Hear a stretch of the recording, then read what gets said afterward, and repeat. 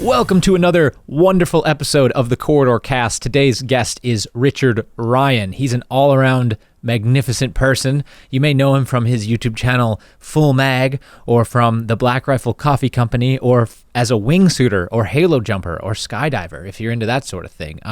He's a modern-day Renaissance man. He knows about everything from YouTube analytics all the way through to what it's like to almost jump out of an airplane while you're passed out, to what it's like to start a coffee company and work with a bunch of guys to grow that from the ground up. So the ground up. Did you catch that? Okay. Anyway, we'll get to that in just a second. But first, I wanted to tell you about today's sponsor, Sam Gorski. That's right. He decided to write this book, Top 10 Games You Can Play in Your Head by Yourself, along with our friend David Lovett. Or were they the editors? I don't know, but either way, the book's available now. Just go to our website, corridordigital.com. There's a link to it right there. It's available. It's a real thing. Richard, thanks for being here, man. Thanks for coming to town. Thanks for having me. By. Yeah. So you just had a lot of time freed up in your schedule. Yeah. Yeah. Right? What were you supposed to be doing? I probably shouldn't say her name, but we were filming a piece on a Halo jump master out in Lake Elsinore. Yeah. And Air Force was getting a little bit weird about us filming on her because she's kind of the face of the recruiting campaign. So you run a really fine line as a for-profit company and what you can and can't do with the military, because then it shows kind of like an endorsement. Right. So is she in the military? she is. She's in the reserves right now. Okay. She's a badass. She's like one of the few Halo jump masters ever. So what exactly is a jump master? Well, it's essentially the instructor who's training these people for Halo certification jumps. Gotcha. What does Halo mean? High altitude, low opening. That means your parachute opens at a low altitude? Correct. So low. Jump could at a be high like, altitude? Yeah. So Okay. So high altitude would technically you're supposed to. I'm not exactly sure. I think you're supposed to have oxygen over 16,000 feet, and maybe 14,000 feet, somewhere around there. Yeah. You start thinking about things like Mount Everest, where it's like 32,000 feet or something along those lines. Commercial airliners fly around 35,000 feet. Yeah. It becomes really necessary around 24,000, 25,000 feet. Okay. I did a couple of Halo jumps here, I don't know, a few years ago, and went hypoxic in one of them, and it's a pretty serious ordeal. What does that mean? It's oxygen deprivation. So it's I have one of these really weird kind of attributes where I'm somewhat of a light sleeper, but I think it's a byproduct of being, or whenever I was younger, I used to sleep in a lot, and I'd be worried that my mom would like come in and she'd be like, Richard, it's time for school. and immediately I would just like, I pop up, yeah, I'm good, I'm ready to go. And like I was just came out of being asleep. So it's like I have this thing pre-programmed in my head where it's like, oh, I just wake up and tell people exactly what it is that they want to hear. So I'm like maybe sleeping a little bit consciously. And so the jump master, I guess my O2 system wasn't giving me enough oxygen or whatever. So he's hitting me on my leg and he's like, ready to exit? And I'm like, and I'm out. I'm unconscious. And like, so you look on the cameras and everything. He's like, oh, okay, I can see where he thinks that I'm. And he goes like, pop, pop, pop on my leg. And then I'm like, thumbs up. And I'm out. And so he goes and like pushes me like, get the fuck out of the plane. And pushes me over and I fall over. Out of the plane? No, inside the plane. Oh, so God. Yeah. I mean, I would have woke up at about probably 15,000 feet if I wasn't in a flat spin or something like that. But Jesus. yeah. But That's scary. yeah. It's Part of the job, I guess. Yeah, it's a real deal for sure. So the jump was kiboshed, I guess. That one was. That one. Okay, I see. Yeah. I went back down to the ground and everything was good. Okay. We did some medical tests and everything, and I was good to go back up later on that afternoon. So. Nice. Was that since you've been here? No, that was probably 2014, 2015. Okay. Something like that. So what got you into jumping out of airplanes? Relativity Media, actually, for Act of Valor. They were like, hey, look, we really like you. We want you to do something to promote the film. Can give us a pitch deck of things that you could do. And I was like, I'll do this on breaching with C4, plastic, RDX, explosives, det cord, whatever. Yeah. I'll do something on drones, and I'll do something on halo jumps or whatever. And they're like, yeah, all that's good. Do them all. I'm like, what? No, which one? And they're like, no, all of them. All of them. Okay, cool. I guess I got to learn how to skydive. So that was like a pretty surreal moment, because I never really wanted to skydive. Right, there was just something that I'm terrified of heights and things along those lines. So one of my good friends, Dave, was like, "Oh no, I want you to learn to skydive, because I want to learn to skydive and everything." And like, so if I didn't have him going with me, like at the same time pushing me, I probably wouldn't have stuck with it. But I'm pretty analytical about risk versus reward on certain things. So I had to get in there and I had to start looking at statistics, how many people have died, and like what are the injuries associated with it and everything. And it's actually kind of interesting, like the statistics that you hear people quote versus like what causation versus correlation and things along those lines actually dictates certain things or whatnot. And so what was interesting was I was looking at how many people died skydiving. They encompass everything from people in high-performance canopy maneuvers, swooping and things along those lines, to everyone doing tandem jumps and things along those lines. It was like, really? Oh, yeah, so the person who's strapped to an instructor is in the same category as somebody who's competing at the highest of a level in a very, very, very small canopy going straight at the ground. Right. So after I saw that stuff and how few people were actually injured under student canopies and things along those lines, it's like, okay, I can give it a shot for sure. And then once I got into it, after like 6 or 7 jumps, I was like, oh, wow, this isn't even bad at all, because there's a forward speed on the aircraft. And when you exit, you don't get that feeling of falling. They call it the hill, where you're essentially just sliding down a slide. Even though you are exiting the airplane, the forward speed keeps that sensation of falling from happening. And then you're kind of really just looking at Google Maps and 120 mile per hour winds or whatever it is. and then so like your brain really can't make it all out. If I look at a 2-story, 3-story building over the edge from the roof or whatever, like here, I'm like, oh no, I can't. Like, I don't want to get too close to the edge, or whatever. But then from an airplane, it's like, oh, okay, whatever. Like relative perspective, it just really isn't there. So wow. Yeah. So when did you start doing high altitude jumps? That was probably 2013 or 2014. What's the difference, I guess, between a regular old just jump and that?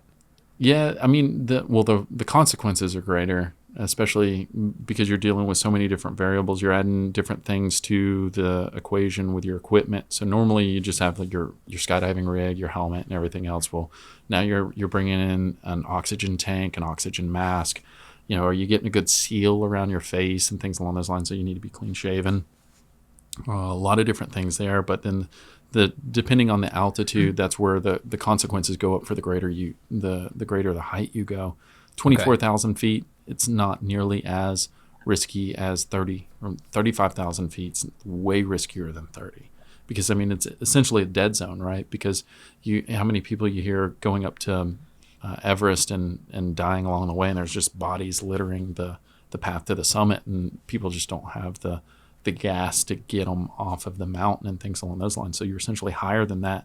If you break the seal, you're not going to get enough oxygen to be able to sustain consciousness. Really? Mm. Yeah. That's insane. So that's the risk, is you could pass out. Yeah.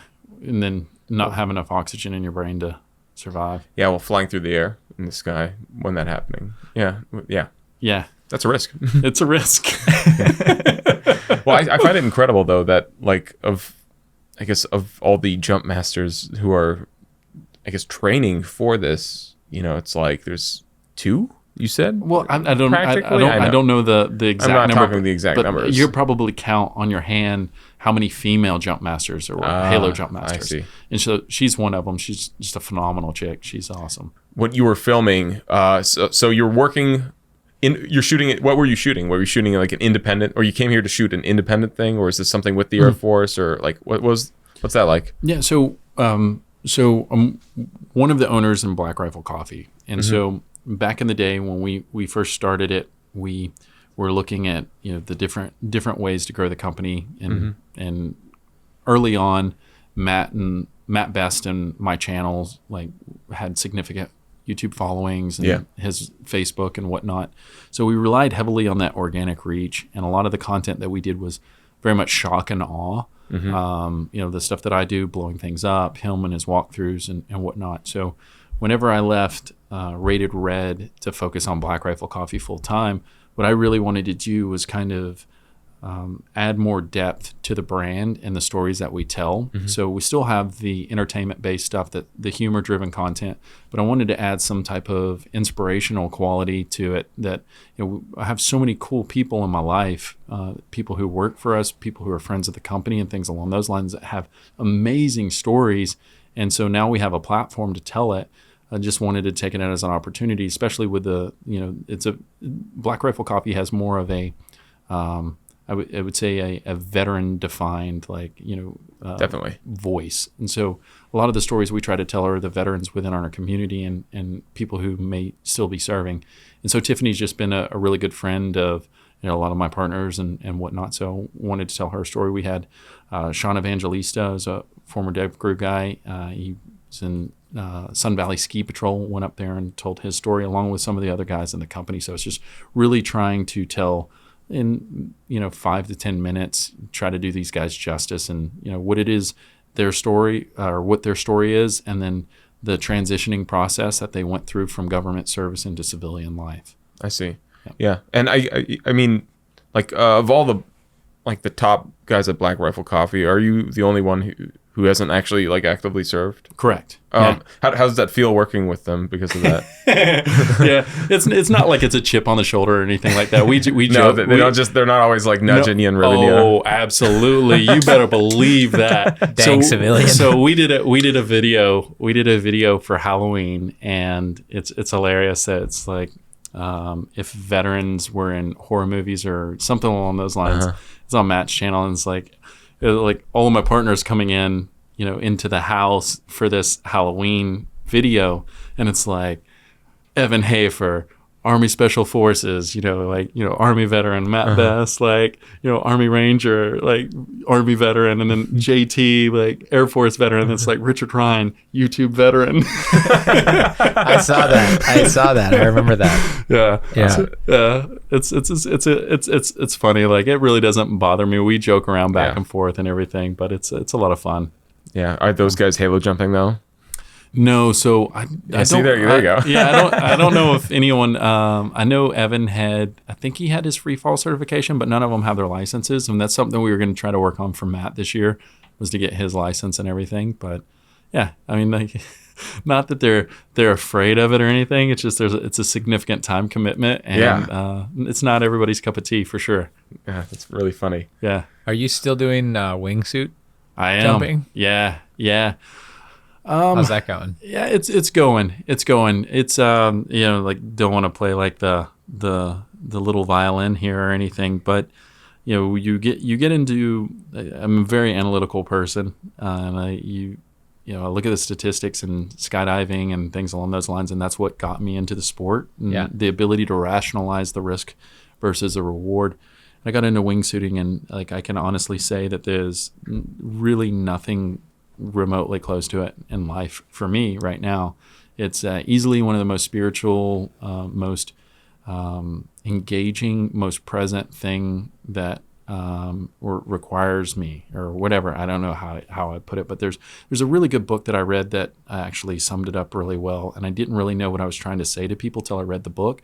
It's called Stealing Fire. I forget who the author is, but essentially it the stories are great. It talks about these guys from these Def Crew guys or Navy SEALs to professional athletes who are at the top of their game. Yeah. And essentially they call it flow state. It's a frame of mind where you're just very present in the moment. You're in the zone, so to speak. And it talks about them and how they're able to react in a very natural way that doesn't require communication, but everyone's in tune with each other, and different people achieve it different ways. It talks about Burning Man and how people do it through microdosing, hallucinogenic substances and things along those lines, to I forget this chick's name, but she's I believe a skier or a snowboarder. She was like, one of those big mountain skiers back in the day, and she was always like chasing these really, really dangerous lines, being the first person to do it and everything, and had so many close calls with death. And she was constantly getting in that state, and she just quit at the top of her game. And a lot of people, were dying, trying to do the same stuff and things along those lines. And when she got into yoga, and then she said like after like 6 months, she was able to achieve that same flow state as, whenever she was at the highest level doing these things. And it's interesting because I hear guys like Andy Stump talk about it and everything. And it's something that I've kind of had to deal with the last few years. Probably 2013 or 2014 was a really heavy year as far as the wingsuit community was concerned, because wingsuiting and skydive, or let me rephrase that, wingsuit skydiving and wingsuit base are two completely different things.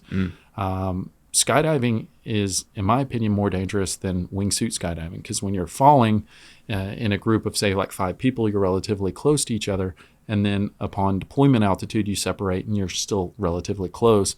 And the bulk majority of injuries and fatalities come from canopy-related incidents. If it's a parachute malfunction where they have to cut away, they cut away into somebody who's below them, or canopies collide, or the pattern gets too tight on landing and stuff like that. But when you're wingsuiting, at 3,000 feet, you just fly away from each other. You got a glide ratio. You can fly 1,000 feet away from somebody before you deploy. So you just taking that out of the equation.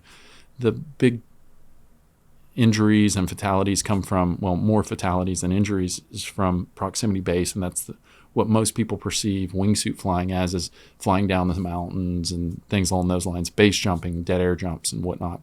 And that was a pretty heavy year. Like we lost, I mean, don't use it lightly. I'd say probably like 20 plus friends, or 20 plus acquaintances, probably 2 really, really good friends. One who was like, it really impacted me in a really like significant way. It was really tough. I noticed I started flying extremely conservative, which is probably not the best of things too, even from skydiving perspective. You want to be super in tune. You want to, I don't want to say take risks, but flying aggressively or flying more instinctively than conservatively generally yields better results.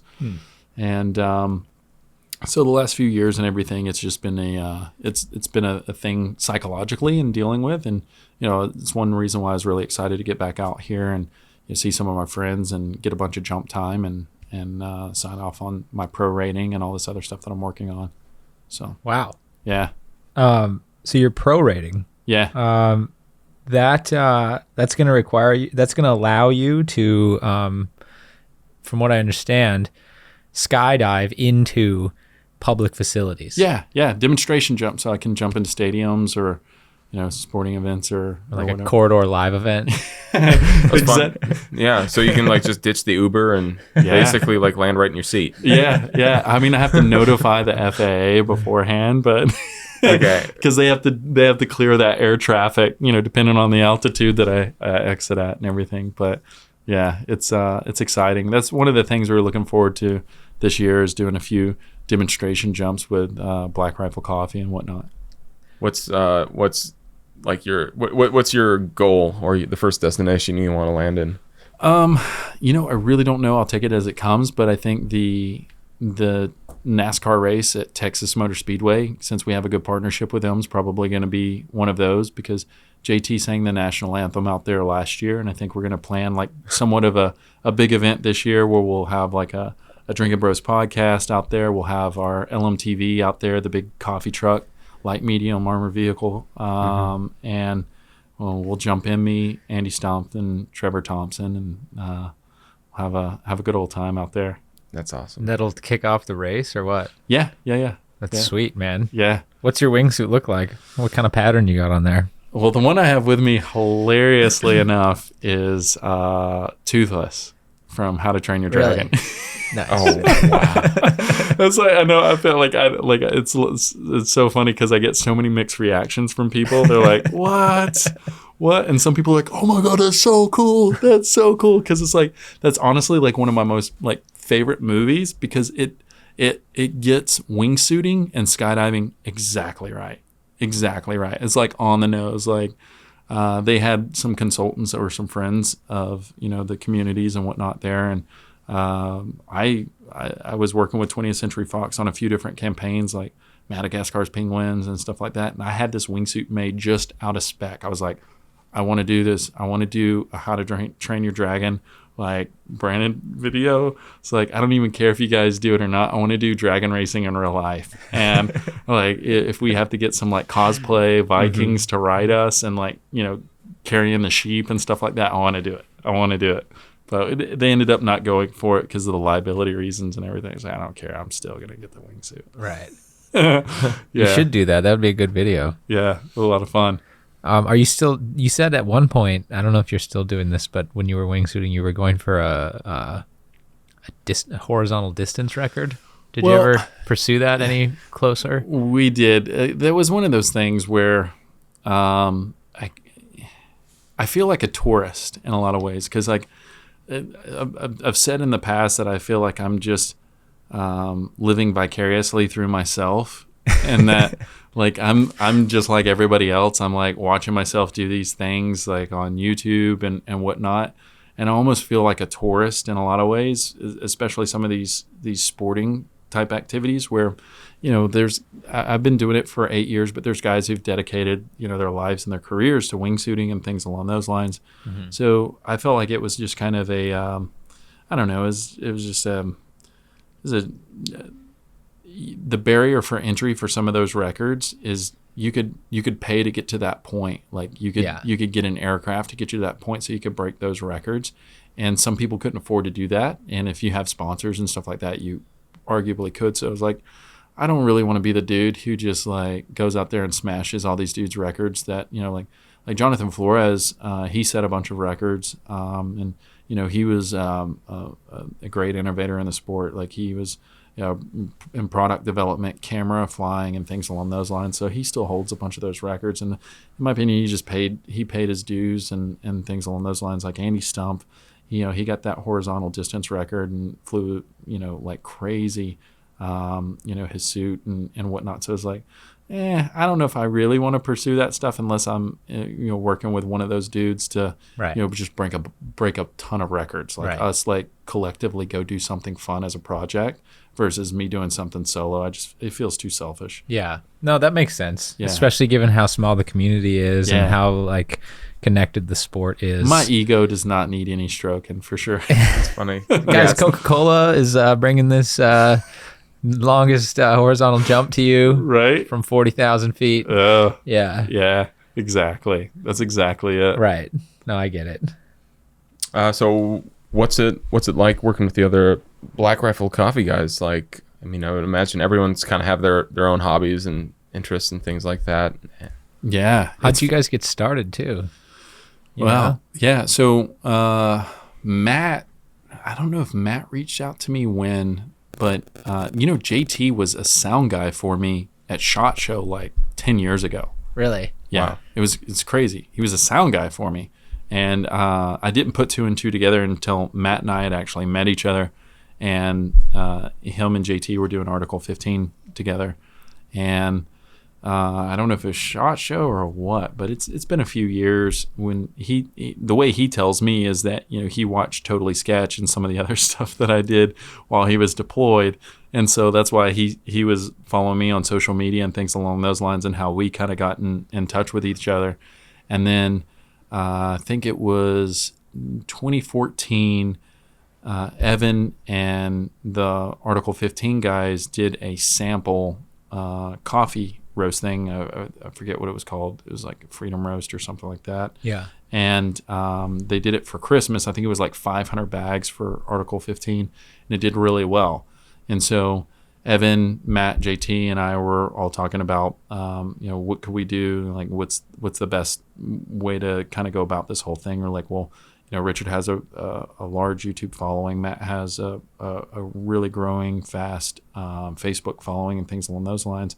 Can we all just kind of come together and start this thing, Black Rifle Coffee or whatever? And I think it was in January of 2015. And it was either before or after SHOT Show. We kind of inked the deal on the company, and Salt Lake City, and then kind of focused on it for a couple years here and there, and then it really started catching steam in, I want to say 2017, yeah, and then that forced the growth really forced Matt and JT and everybody to move up from El Paso to Salt Lake to focus on it full time, and then I resigned from Rated Red to come to Salt Lake to focus on it, and then we kind of relocated to San Antonio here last year, and it just keeps snowballing, and it's great. I mean, nothing will put stress on a friendship like a business relationship, but it's great. I mean, it's really fascinating because you look at I've told a few people over the years that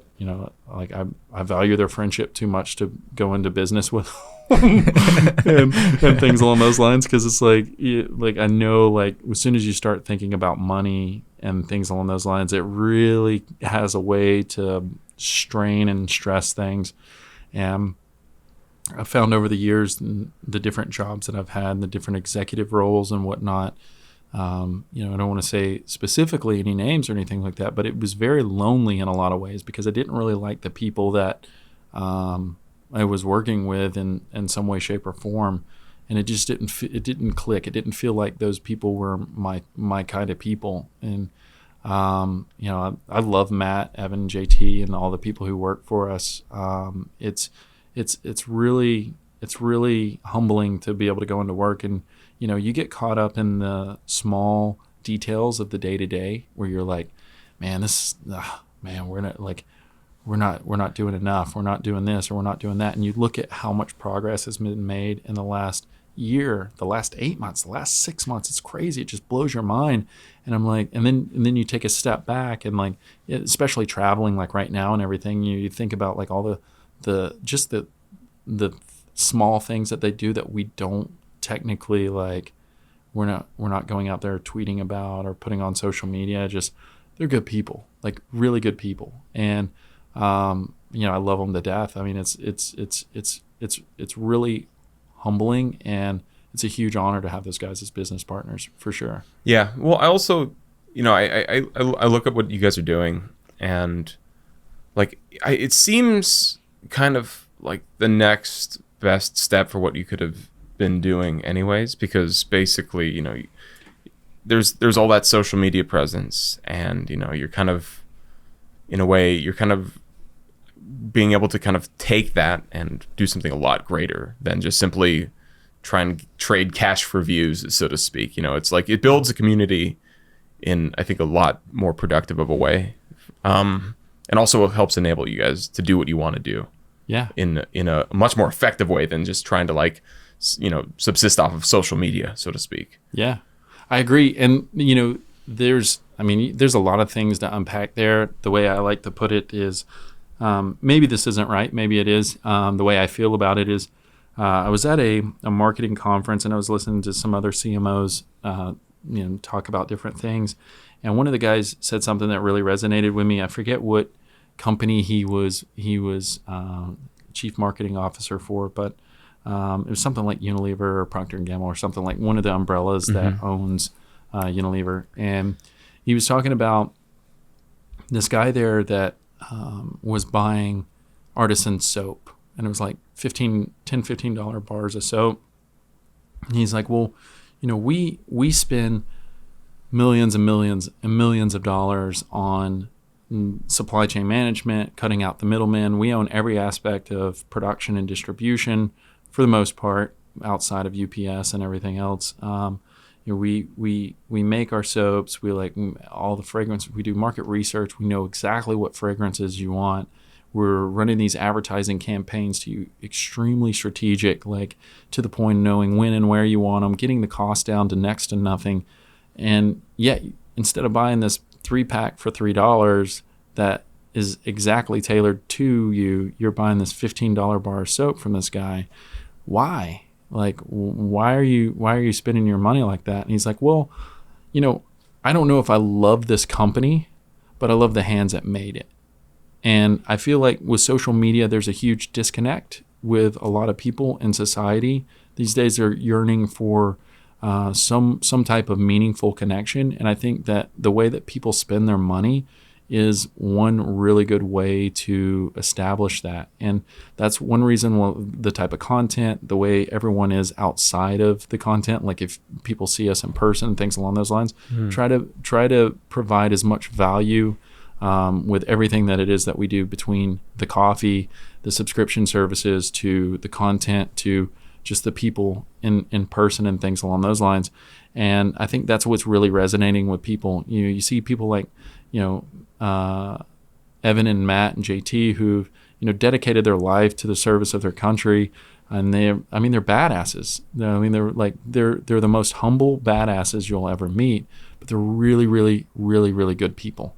Like their moral compasses are true north. They're just great people. And I think a lot of people have a disconnect with the stuff that they're buying and things along those lines, and they just want that. They see Matt doing these walkthroughs, or me blowing this up or doing that, and it's like, well, I want to be a part of that. I want that in my life in some way, shape, or form.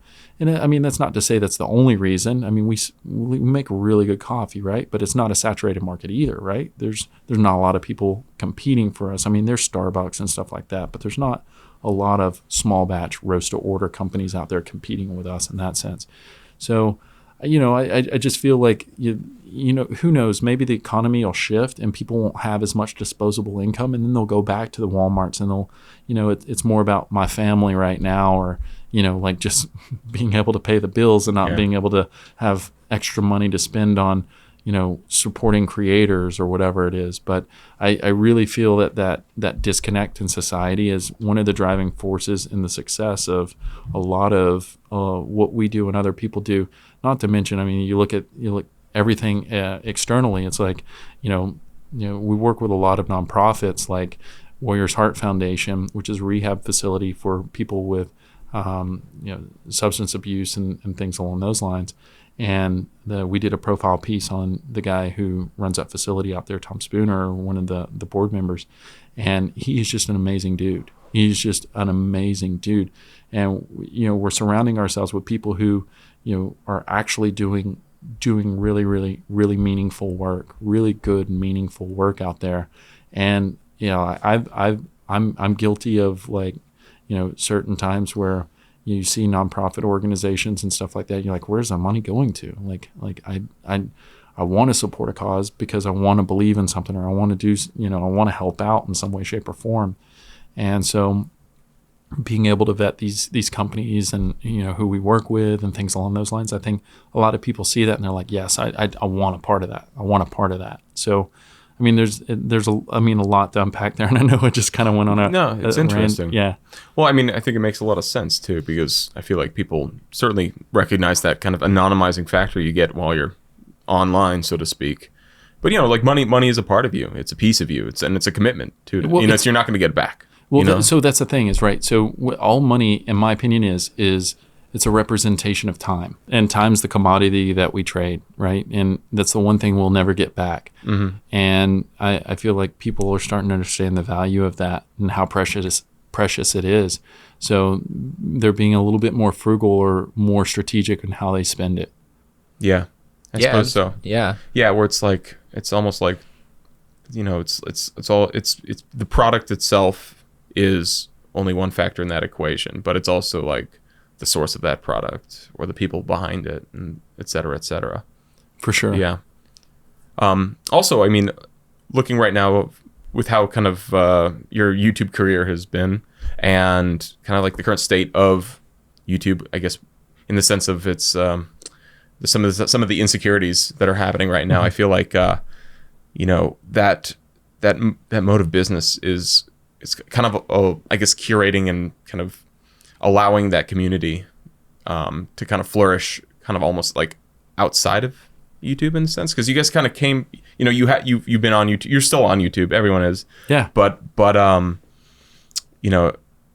not sure where I'm going with this. No, I know exactly what you're saying. It allows you to generate revenue outside of the YouTube ecosystem, yeah, but you're still reliant on it, unfortunately, and that's the inherent struggle, because they may take away the demonetization, and you may find a way to remonetize outside of it, but you're still I mean, YouTube's the second largest search engine out there, and the distribution for content is just undeniable as far as SEO and organic through subscribers and things along those lines. And it's like, I need that. I don't want to have to pay for it every single time. So it's really frustrating because it's like, well, while I may be able to make money outside of the typical business model, which would probably be ad revenue driven, and then switching it to consumer, products or something along those lines, consumables, which is absolutely phenomenal because, how many t-shirts can you buy in a year versus how many things are you going to eat in a year? So it's a fantastic business model in some ways, but you're still beholden to the beast in a lot of ways. Yeah. Well, I think kind of what I'm thinking here is a little bit of what we were talking about earlier with, I guess, this content you're creating, everything from like the original like rated R channel to like the present day stuff you're shooting for Black Rifle, and looking at how YouTube kind of treats that style of content. Yeah. And by slapping a demonetization on anything firearms related, context free, it's kind of alienating an entire kind of group of people in a sense, and kind of what you're currently doing, even though it's a coffee company kind of like at its head, it's kind of like taking that community that would be maybe on YouTube, and you're creating a new platform for it, a platform for people who are interested in military or veterans or things like that. It's YouTube is with that stuff is kind of pushing them away from their platform with instating these rules. I wish they were a little bit more consistent with their terms of service. And I just say that, stemming off of your statement there, in hopes that I know that a lot of YouTube content creators and hopefully people in YouTube listen to this and things along those lines. But the frustration with me isn't necessarily the type of contents and the quote unquote censoring that happens. It's the inconsistencies with their enforcement in certain things. Yeah. So it's like, I've been fortunate enough to manage companies worth, like between Verizon and Hearst and, all the other movie studios and ad agencies that I've worked with over the years, millions of dollars in marketing money. And it's really frustrating to me that the Alphabet has so many properties like AdWords and YouTube, and they'll say, hey, look, you know what? We'll take $5,000, we'll take $50,000, $100,000 from you to promote this video. And then 2 weeks later, YouTube will kill it for monetization. It's like, so AdWords, it can pay to promote it. So it's okay to run as an ad. But then the second you stop paying to run it as an ad, will kill its organic reach through search and related videos because it's not suitable for advertising, which is hilarious to me because there's so many videos out there as a brand. I would love to be advertising on y'all's videos. Yeah. I'd love to be advertising on mine, but then they get demonetized. It's so frustrating. So it's not suitable for advertisement. Would you? And you're an advertiser seeking to advertise on. Yes, it. And what's hilarious about it is, it's not hilarious. It's ironic that they come out short of their earnings statement, and I'm over here screaming, saying, "Look, I'm like I have all of these other companies that I've worked with between ad agencies and studios that are literally begging to spend millions of dollars, and your inconsistencies in how you enforce certain terms of service just makes it impossible because nobody wants to flush money down the drain." Yeah. And Facebook, love or hate them, at least they're way more consistent with how they enforce their terms of service with advertisers and content creators. YouTube is like it's a blessing and a curse being so big because I feel like the company itself, like we've known so many people over the years. I mean, I remember back in the day. You guys remember Eric B? The name's very familiar. So, yeah, I didn't want to throw his last name out there, but way back in the day, like 2010, you could hit him up and be like, because the homepage was curated. Be like, bro, I got a video I've been working on. It's gonna be so good. And then I like send him a Dropbox link or something like that, and let him see a preview of it. And he's like, oh yeah, that's great. And then you put it on the homepage, like whatever you upload and stuff. And now it's like there's certain issues that I've been trying to get taken care of. Like little things like, like Black Rifle Coffee's AdSense account. Like it's been running ads for like 5 years, but there's no payment ever been made. Wait, what? Yes. No. And so I'm like, hey, for like a How? year, hey, can we get some help with this? And it's and going through trying to, there's no way to escalate things through YouTube support and things along those lines. And I'm like I've gone through like probably 50 or 60 different email threads, just back and forth. You need to talk. We'll pass this along to so and so. I'm like, like how can anybody afford the time, let alone the bandwidth and everything, just to be able to get some of these things done? It's insane. Yeah. Well, like, so what others? You said you guys are running subscription services of your own. Like, Yeah. what does that entail? Like, Okay. what are you doing? So coffee is a really fascinating consumable, right? Where you would think to the average person, whenever you go buy coffee's coffee, right? Well, so whenever you roast it, it's not best right when it comes out of the roaster, because depending on the moisture content or the type of bean or whatever it is, it requires an off-gassing process to be able to achieve its peak flavor profile. Now again, like, flavor is completely subjective, right? To each their own. Some people like stuff that tastes like rubber tires that's over roasted. Some people like super light, fruity, notes or whatever. But generally the off-gassing process is a certain window, and then the peak flavor profile is another certain window. When you start adding in distribution cycles of like different, food or beverage manufacturers and stuff like that, by the time it gets to the store shelves, it's flattened out. It may not be bad, but it's flattened out the flavor profile. And for us, we offer a subscription. This isn't a sales pitch. It is, but it isn't. Like, I'm just trying to throw it out there. It's like, the idea with us being small batch roast to orders, we have a roasting facility in Salt Lake and in Asheville, right? So we cover the East and the West Coast. So whenever you order, we roast that and then we ship it. So in that shipping window, it's off-gassing to arrive at its peak flavor profile. Well, we also have a coffee club subscription. So it's like, I usually drink X amount of bags of coffee a month. Well, instead of having to strategically like figure out what, that best window is, you just sign up for the coffee club, you save money, you get free shipping. And then the coffee arrives at its peak flavor profile. You can even mix it up. You can switch up your bags and stuff like that, try all the different things or do a random bag or whatever.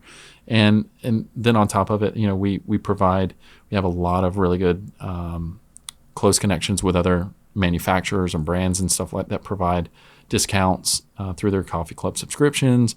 We do exclusive content, kind of like what you guys do through Patreon and whatnot. So it's like we have like our own kind of little paywall for entertainment discounts and things along those lines. So the value proposition is through the roof, in my opinion, just for a bag of coffee. I mean, you can get a coffee club subscription for one bag of coffee and you're already saving on shipping for the month. So everybody's different. Some people put a gallon of milk and a half pound of sugar in their coffee. Will you be able to taste the difference in, store-bought coffee, that's 4 or 5 months old if you're putting that much cream and sugar in it? I don't know. Maybe. But if you're drinking black, or if you really want to support, a good company, a good group of dudes, and, all the great stuff that we do and everything, we feel like the value proposition is it's through the roof. So, I'm a little bit biased, just a little bit biased. Can tell. Yeah, but I mean, it's great. Like, we're planning on doing some trips this year. We're gonna probably go to Ethiopia, and we're gonna go to Peru and a few other places and stuff like that. I mean, coffee was never really one of those things that I was drawn to. Evan, he's the man behind all of this stuff. He's the driving force, and it's been, for me, I've liked being a student. In general, I love learning new things, like, be it in entertainment and media, advertising and marketing, life in general. Like, I just love learning about things. I just find it fascinating, and coffee and just unpacking all the different nuances is just so much fun. Yeah. How do you even say I wanted to start a coffee company? Yeah. Who do I go to? What do I do? Well, where do I buy coffee? Call me first.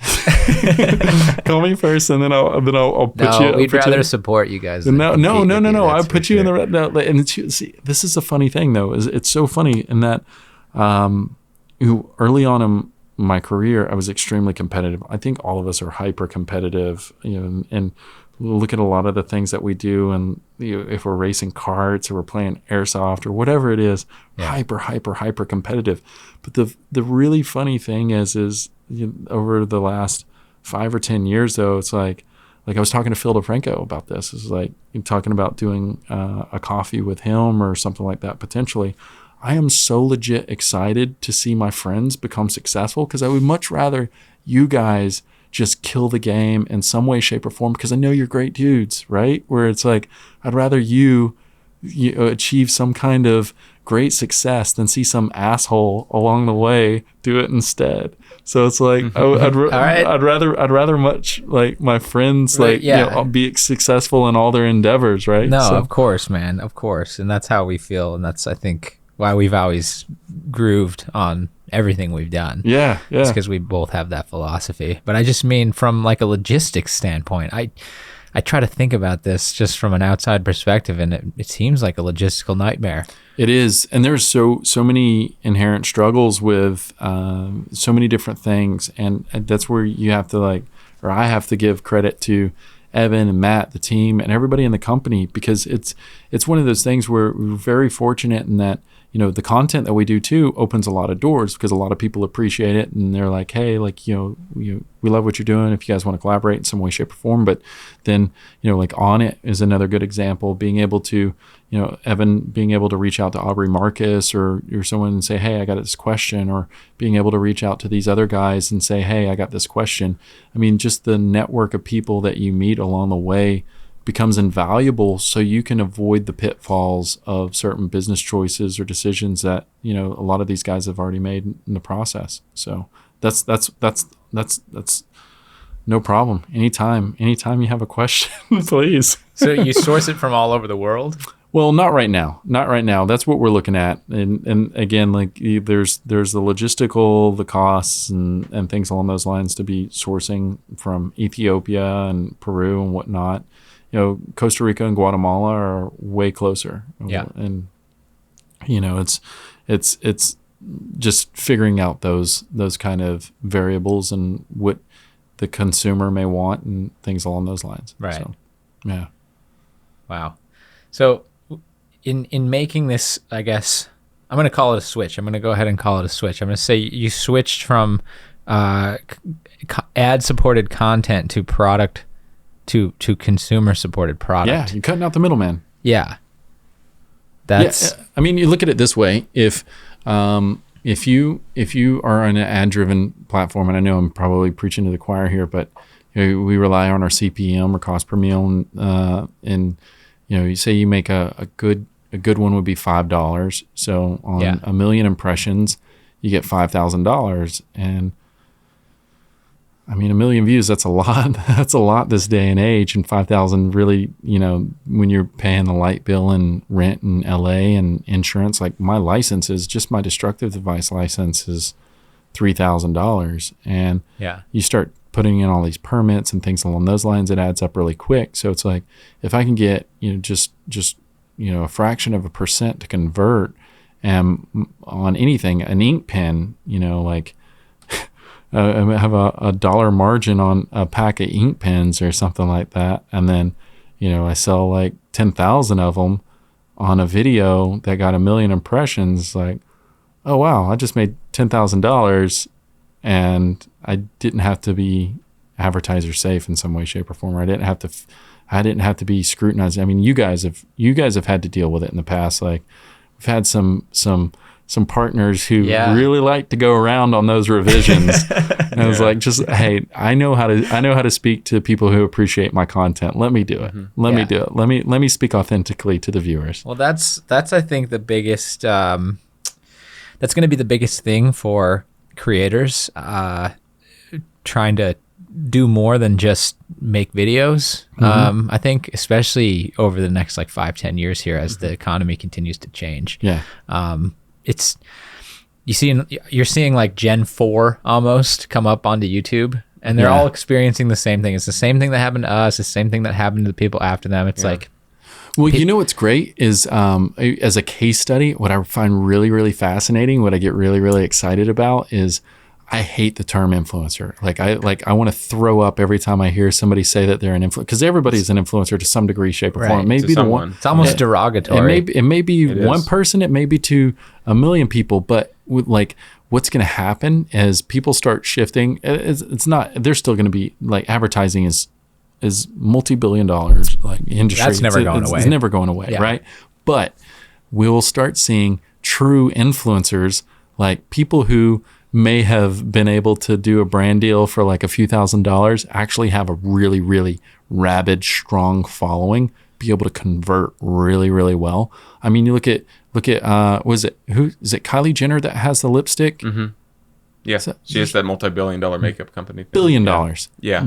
With a Or B. billion, yeah. With a B. As I think her net worth is projected around 900 plus, which is way more than any of the other Kardashians. Yeah. That's an influencer with a product driven influence versus an ad driven influence. Yeah, I mean I think that's what we're seeing, and I think that's what I mean by these next generations that are coming up. Like they're going to see the same thing. Like, I mean, the first thing that everyone tries to do when they pick up a camera phone is shoot a video and try to get it to go viral. Yeah, and then after you do that for a little while and you figure it out and you realize, oh, we're actually, in the grand scheme of things, and I don't mean this as a derogatory to people that are struggling, because everyone's getting screwed. We're all eating a shit sandwich, but like, yeah, for sure. You realize how quickly you're getting screwed. You're like, oh, wait a minute. Exactly. I'm selling this for somebody else. Yeah. Why am I not selling this for myself? And you're having to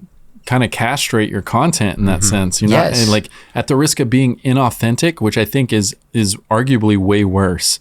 Like when you start like selling out for the sake of advertising, like No. Yeah. No. Well, you know, I think we talk a lot about YouTube on this podcast because a lot of the people who have as guests are heavily related to YouTube and have history with it. And, Corridor Cast, a YouTube cast. Yeah.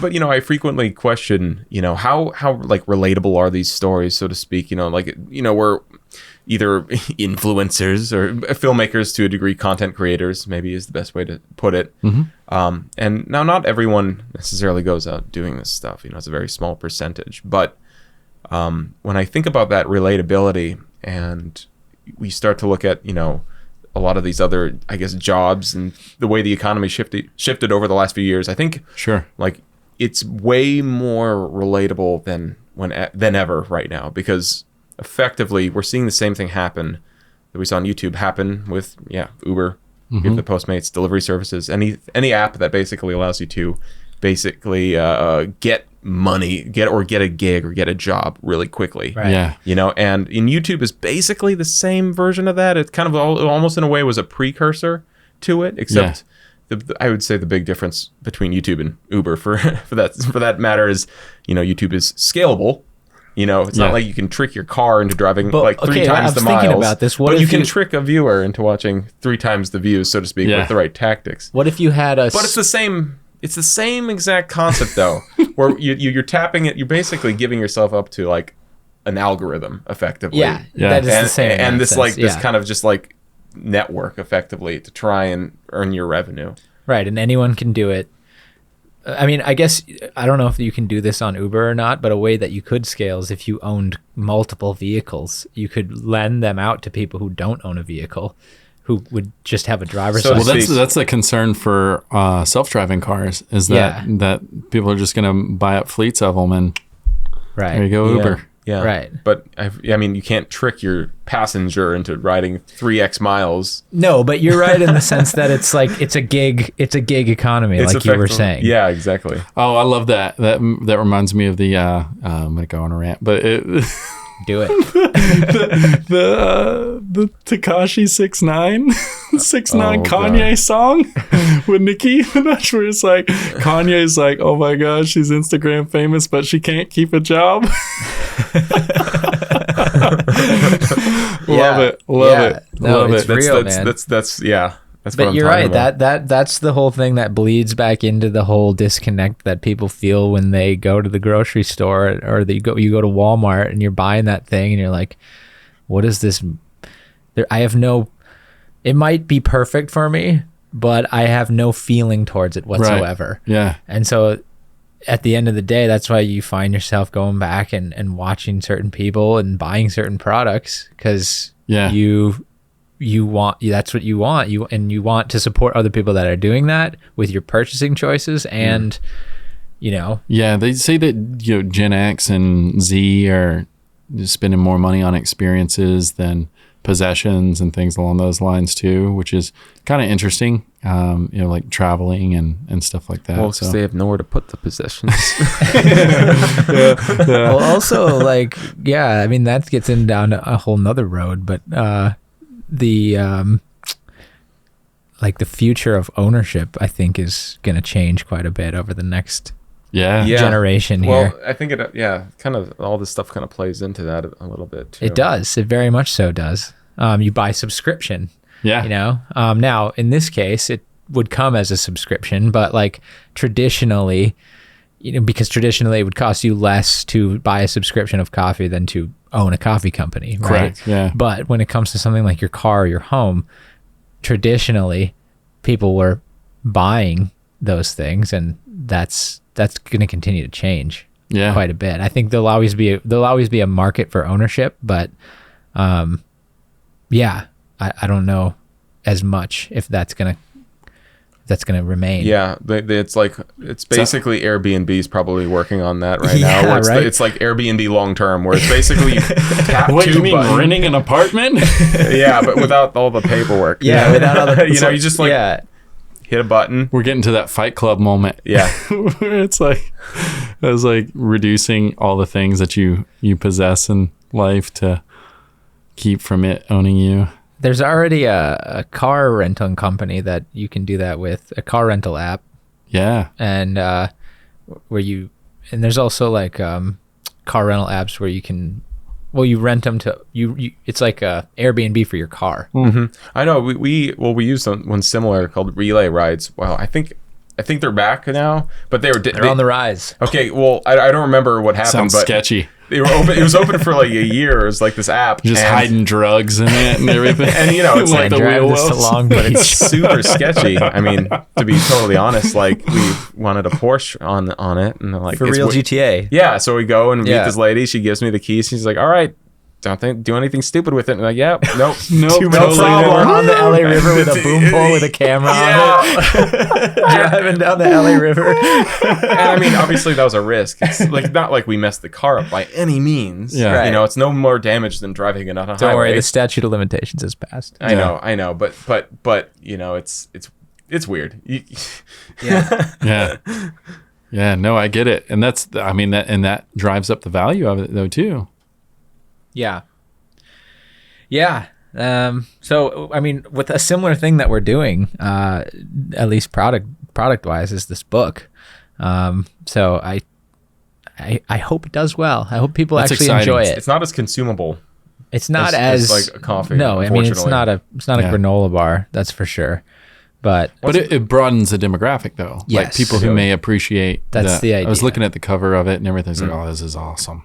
Yeah. This is awesome. Thanks. I hope if we can find the 5% of people that enjoy it, that don't know who we are, I think it's a success. Yeah, and what's crazy is like a lot. You get a lot of people out there that are just haters and trolls and whatnot. But I think that the core of what we do and you guys and everyone else is like you can see it in the content that you create, right? Where it's like you never try to phone it in. Yeah. It's not like you're trying to dupe anybody over with clickbait or a compromised story or post-production or anything like that. No, we just want to do more. We want to do better, and so it's like help us help everyone, in this process. And, there are unfortunate people who do exploit that situation and stuff like that. But that's what when I see in the book and everything, I'm like, oh, this is a great value proposition. Like this is exciting. This is really cool. I'm glad to see that you guys did that.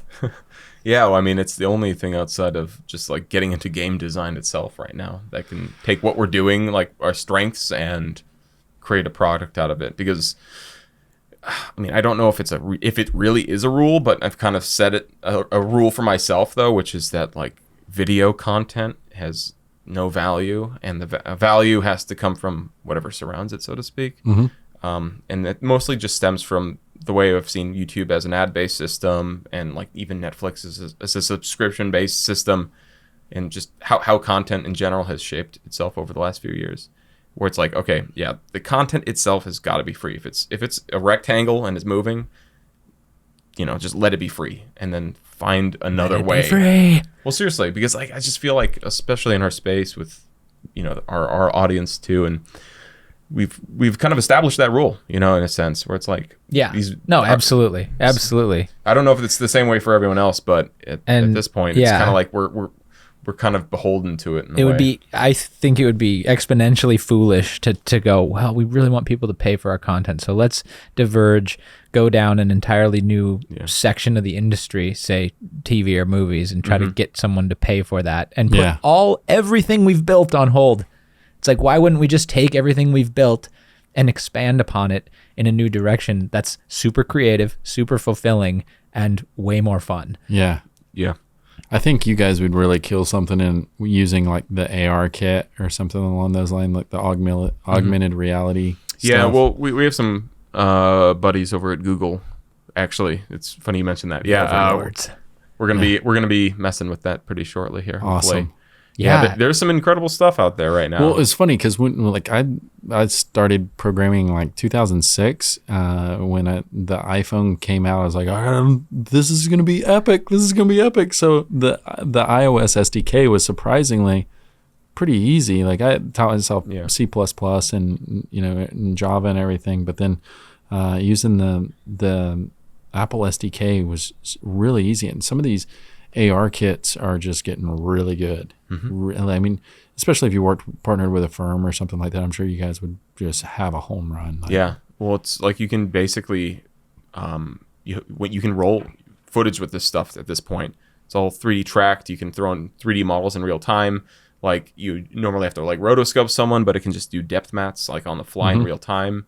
And basically, it does, like, these apps can do, like, almost 90% of the work that we sit here cranking on in After Effects in real time. Yeah. Like, it's insane. And so, like, I'm just sitting here going, like, dude, the moment this exists, like, everything we do is going to transform. Like, we're not going to be on the computers for, like, as long anymore. And I don't know. What was the 360 camera that they sent us the other day where you can basically throw it across the room? That's what I'm talking about. Yeah. It'll track the entire room. Well, it's not 360. It's not 360. But, okay. But it's a phone camera that uses the processor to do everything else for you. You can take it just like this and just go flick it across the room. And it maps it. And it'll map it. Yeah, exactly. Because it's not just using image-based tracking anymore. It's using like all the sensors and accelerometers and IMU inside the phone to make the data now. Right. So I know it's like, well, this is filmmaking, the end game of filmmaking. It's like this is like.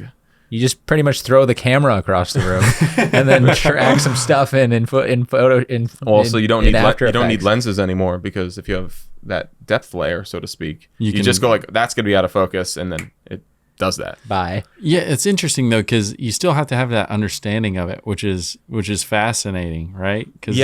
Well, the understanding, it's the easiest and the hardest part, right? So depends on what angle you come at it from. Yeah, it's only the entire art of it. Because I feel like even that in like 3DS or Cinema 4D and stuff like that, I think a lot of people, right?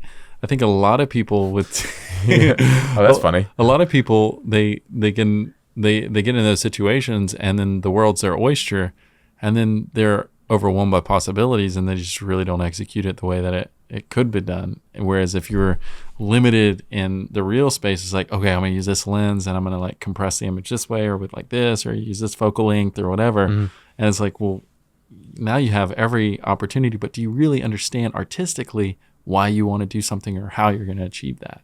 Right. Yeah. That's where the artistry comes in. Yeah. And that you can't, no machine. Listen here, machines. Well, none of you will ever be able to do that. That's just you wait. They'll just algorithmically figure out what statistically most people like, and then they'll just implement that. It'll just technique. be a creepy version of it. Yeah. Yeah. I'll take all the videos that you're that it's demonetizing for you and just make like a more safe for work version, and then I'll re-upload it. I did that in a video. Like I took and I put like Minecraft bows and arrows on like the 50 cal and everything. So it was like, so you couldn't Did see you? it. So you couldn't see Did it, it work? And so like in slow-mo when the bullet's like leaving, it's like a Minecraft arrow. And everything. Yeah. So that worked? I mean, it's still monetized right now. So it worked. I guess. Wow. Yeah, Wow. we'll see. Wow, son.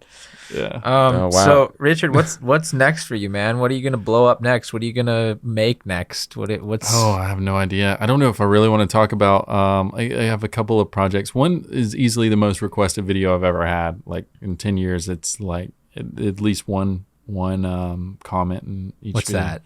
I don't really want to talk. You don't want to talk it. about it. Oh, come on. You said it's the most... I mean, we You can don't just... have to yeah. make Jared, it. you want to Just look by- this up? Yeah, no. So Just by making it doesn't mean just by mentioning it doesn't mean you have to make well, I it. just don't want anybody else to really like start focusing on Mention it. I it. will say that like MythBusters attempted it at one time, and so Okay. I was gonna, talk because I was part of that Discovery family for a while. I was gonna see if Tori maybe want to come out and be a part of that video or something along those lines. But it's one of those things where it's like it's a lot of math. It's a lot of math, and the margin for error is like it's going to require a bunch of collapsible circuits, measuring out to the grain of powder and ballistics and stuff like that. Sounds like some Minecraft. Is it how to carve a bullet? Yeah, pretty much. It's one of those things where it's going to require a couple of weeks of dedication and just testing and things along those lines, and I just really haven't had that, so I don't want to throw it out into the universe until I'm committed to it. Don't bring it up then. What was the last math heavy video you shot? Math heavy. I don't know. I mean, I did some stuff where for Black Rifle, one of the videos I wanted to do for a long time was taking a 20 millimeter Vulcan from an F-16 and mounting it to a Prius. And I sat Matt and Evan down. I was like, hey man, like, I don't know how much this is going to cost, but it's going to be around X. Is this something that we could do for the coffee company? They're like, yeah, sure.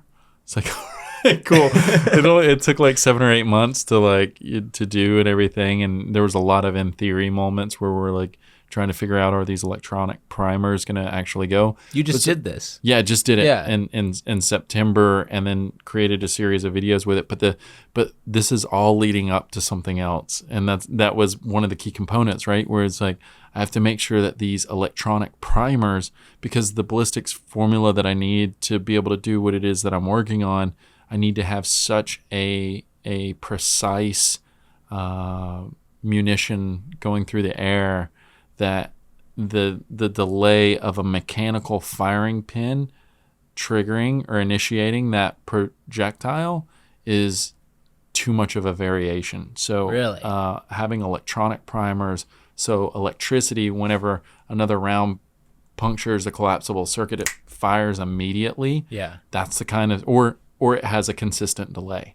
That's the kind of stuff that I needed. And this was the stuff I had to figure out in this whole process. So can I stop you for 1 second? Yeah. And then you can keep going. For those of you who have no idea what Richard is talking about, he's attempting an experiment where the delay time that occurs when a bullet fires out of a traditional weapon is too inconsistent for the experiment. Correct. Okay.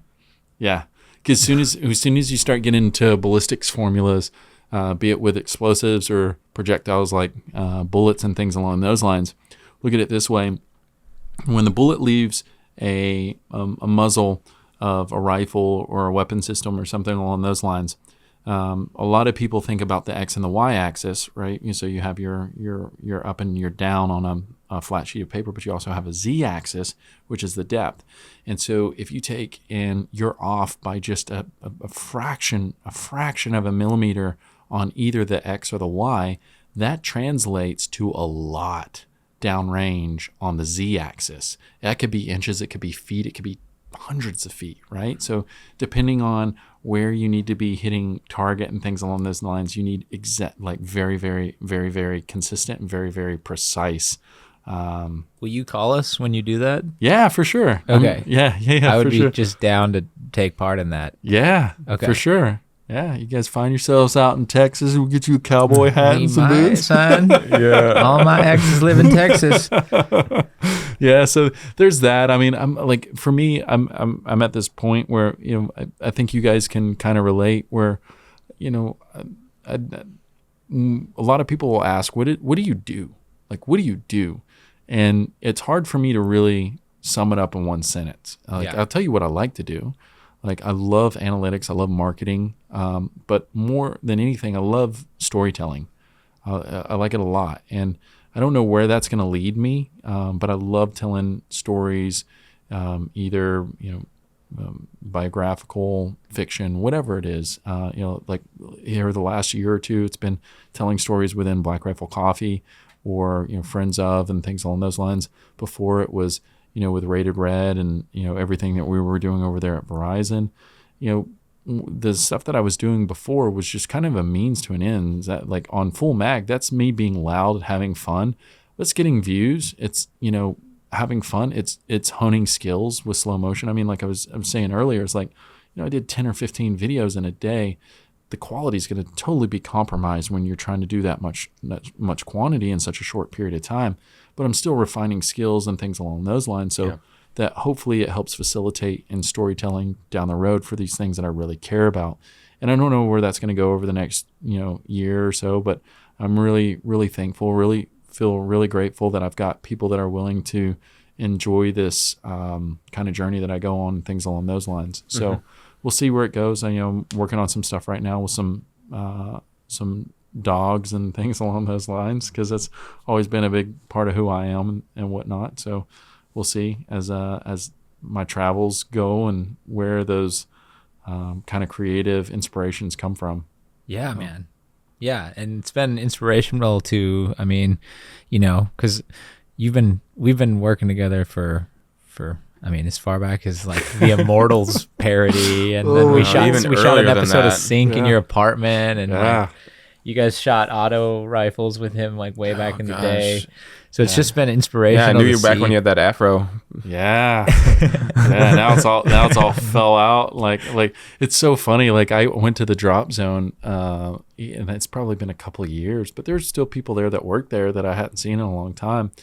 And I was like, oh shit, they look so much older. And I'm like, wait, have I aged that much? Do I look at? Maybe I should look in the mirror. We've all aged, man.